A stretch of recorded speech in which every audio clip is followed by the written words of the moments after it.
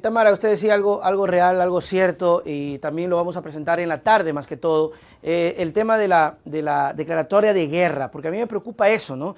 El presidente de la República básicamente sale decretando un estado de excepción y diciendo, no nos vamos a dejar, no me va a temblar la mano y vamos a pelear. Yo tenía información acerca de estas declaratorias de guerra que terminan no siendo tan positivas porque no traen nada bueno, ¿no? De hecho, Colombia ha tenido guerra años y años y lo único que ha sacado es sangre y sangre de gente inocente.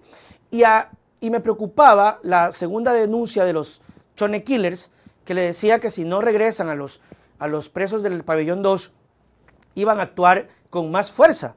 Porque nos estamos olvidando de algo, Tamara. Estas cosas que han ocurrido en estas últimas horas va a sonar horrible, pero es la palabra cumplida de los delincuentes. Ellos amenazaron, ellos dijeron vamos a matar policías, hoy están pidiendo precio y están dando precio a la cabeza de policías. Esto solamente se daba en la época de Pablo Escobar, cuando pagaban por matar a policías.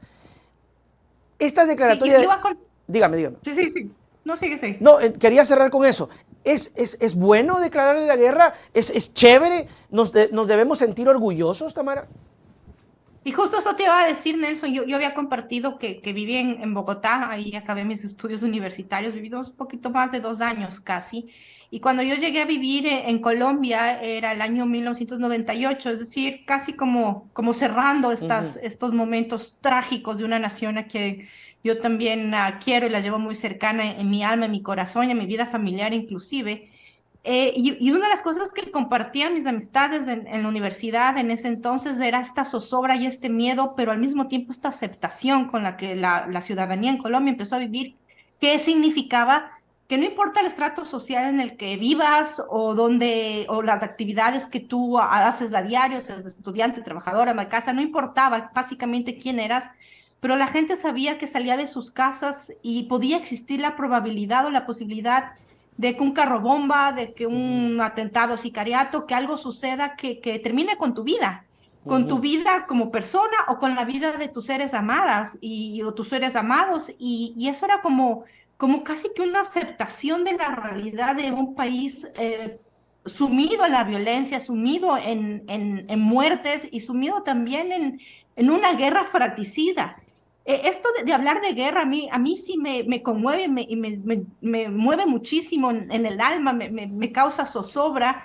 Es porque obviamente aquí donde yo vivo es una nación que sobrevivió a la Segunda Guerra Mundial y aquí la conciencia de lo que significa la guerra, de los discursos de odio, de la violencia, ha calado tanto en una sociedad que tuvo que recobrar la vida después de ser básicamente arrasada por una invasión y por una guerra.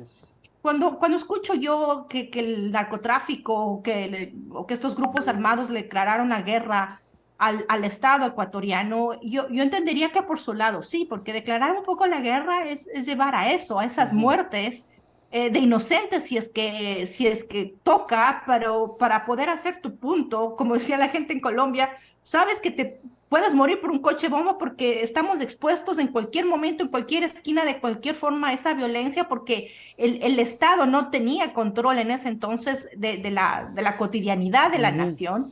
Y eso es lo que están haciendo estos grupos armados, declarando la guerra al Estado, metiendo con estos coches bombas del amanecer de ayer, este terror, este miedo que te paraliza y que te lleva de alguna forma a normalizar o aceptar que es posible que salgas de tu casa y que te maten porque una bala perdida o por un coche bomba o porque te quisieron robar y no tenías lo que el ladrón o el delincuente quería que tú le entregues. Y eso se está viviendo en el Ecuador. Ahora, si es que el gobierno me dice a mí que le declara la guerra también a Sí. estos grupos armados, a mí me incomoda inclusive mucho más porque en un conflicto armado, en una crisis armada, el momento que tú tienes un grupo declarando la guerra a alguien, aceptas que va a haber muertes de inocentes, que es lo que está haciendo la delincuencia, que es lo que estamos viviendo ahora, pero si el Estado hace lo mismo, ¿qué significa? Más Me muertes. está mandando el mensaje que efectivamente no le va a importar a la gente inocente, no le va a importar los bombazos o los atentados o lo que tenga que hacer los grupos armados militares, inclusive grupos que también pueden ser paramilitares, que pueden formarse con este escudo de la guerra contra la violencia.